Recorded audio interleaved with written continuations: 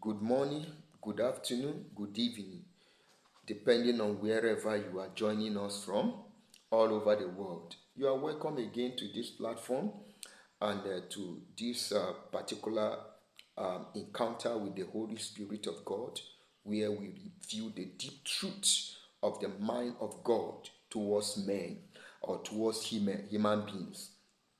Last time in this platform, we looked at a topic, um, turning our suffering into asset, and we established a fact that our suffering is not a liability, but it is an asset. That when we manage our suffering very well, it can turn to become an asset instead of a liability. That is to say, it can lift us up rather than bringing us down, or it can make us a better person rather than making us a worse person.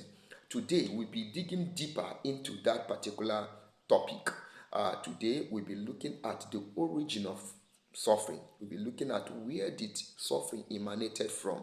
And we'll also be answering a question that a lot of people ask whenever they are passing through a problem. We'll be answering the question, who do I blame for my suffering?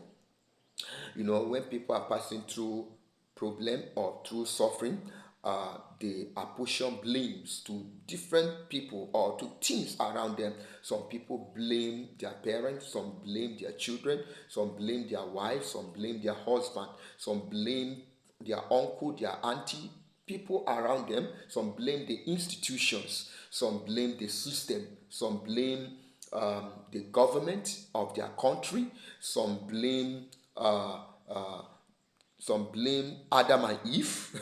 Some even blame themselves, or some even go to the point of blaming God. So who do we blame for our suffering? Who is the number one person? Number one person to hold responsibility, to blame for our suffering. In fact, who took responsibility for our suffering? We'll be looking at that at the course of this particular study. You see, in Genesis chapter 1 and chapter 2, um, man was given a responsibility. When God created man in Genesis chapter 1 and chapter 2, he gave man responsibility and also duty, job. He gave him a job.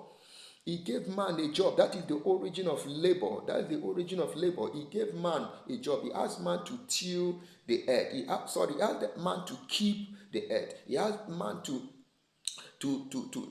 take care of the garden. I'm talking about Garden of Eden, and that was the job. If a man, that was a responsibility. But do you know that those responsibility, those job was outside suffering? At that particular moment, there was no suffering. Man was not passing through any suffering. Man was not passing through any pain. Man was not passing through any distress. Everything was moving according to plan. Everything was within the reach of man. So man was saddled with responsibility. He was saddled with job, with duty, but yet no suffering.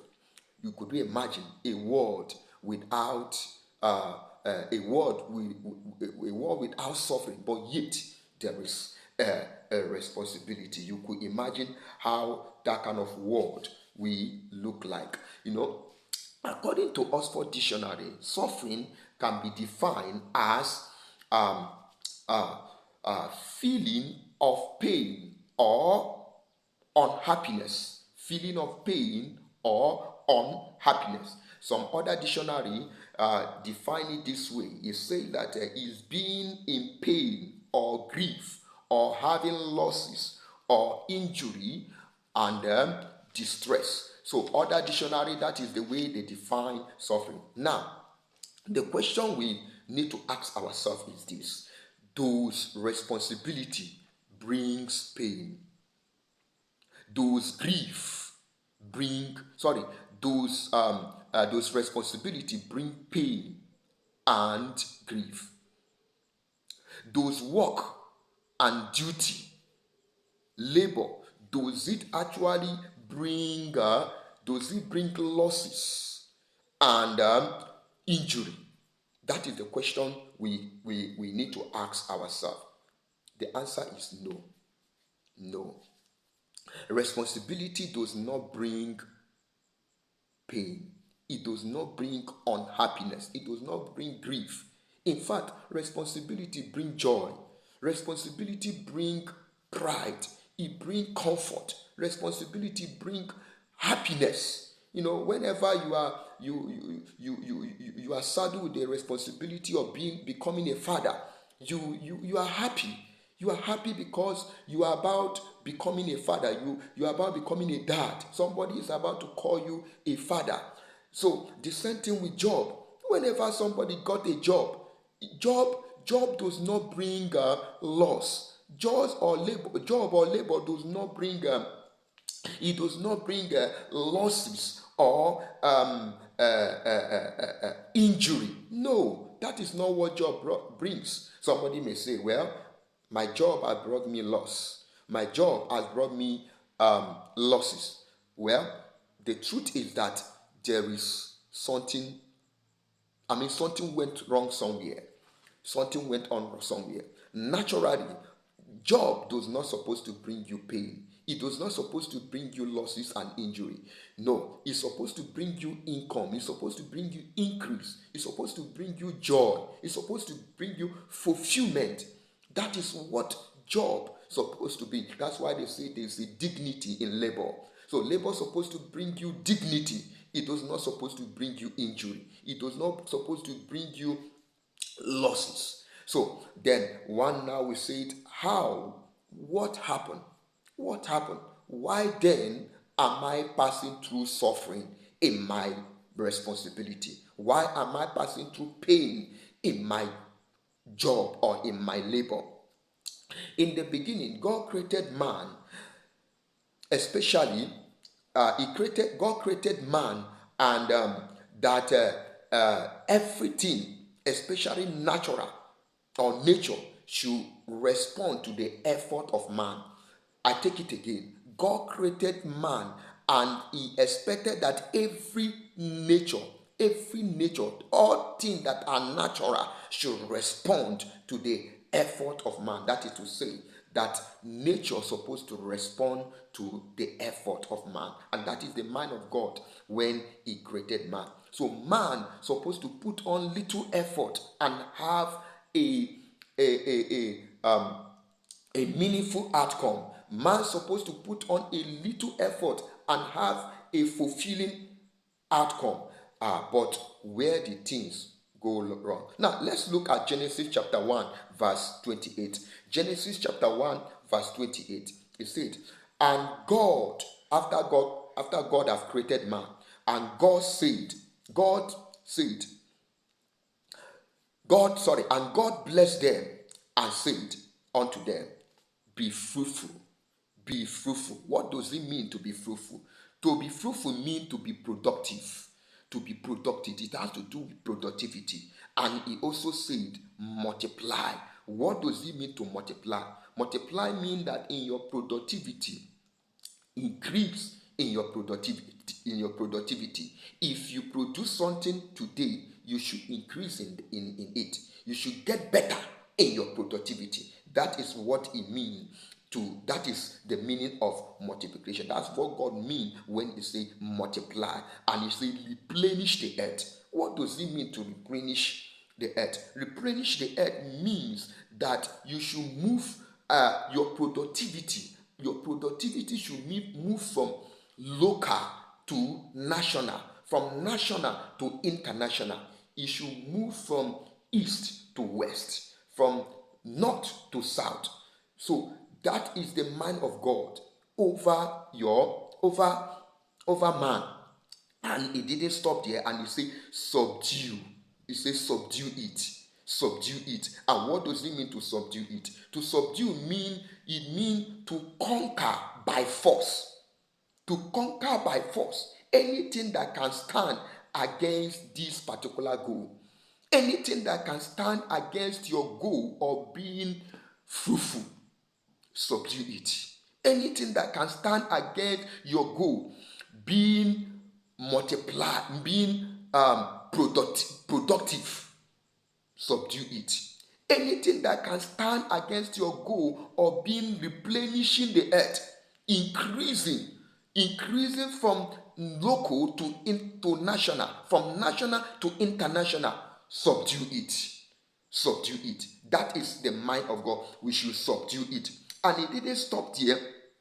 It went for to say, have dominion over fish of the sea, and over the fowls of the air, and over every living thing that move upon the earth. What is the meaning of that? What is the meaning of that? What that means is that we should have a legal authority. We should have a legal authority, a governing control over anything or over everything that comes from the sea, over everything that comes from the air, and over everything that comes from the land. And you see, the mind of God, when God was giving man this particular authority, what God has in mind is that this is the jurisdiction of man. This is where man is supposed to be carry out his productivity. This is where man is supposed to carry out his responsibility. So God has to give man a governing control over the air, over the sea, and over the land. Now, what does this mean? What this means is that anything that want to interfere, if your job has to do with the sea, anything that want to interfere with your responsibility or your job in the sea, subdue it, have dominion over it. If your job has to do with the air, anything that want to interfere with your responsibility and your job in the air, have dominion over it. As I'm talking to you, I don't know someone, I may be talking to somebody now who may be in trouble in the air. God is saying, subdue the air. Have dominion over the air. I may be talking to somebody now that is in trouble in the sea. God is saying, have dominion. Speak to the sea. Have dominion over the sea. That is your jurisdictions of responsibility. Have dominion over it. And I may be speaking to somebody who is having problem with the land. Your land is not yielding.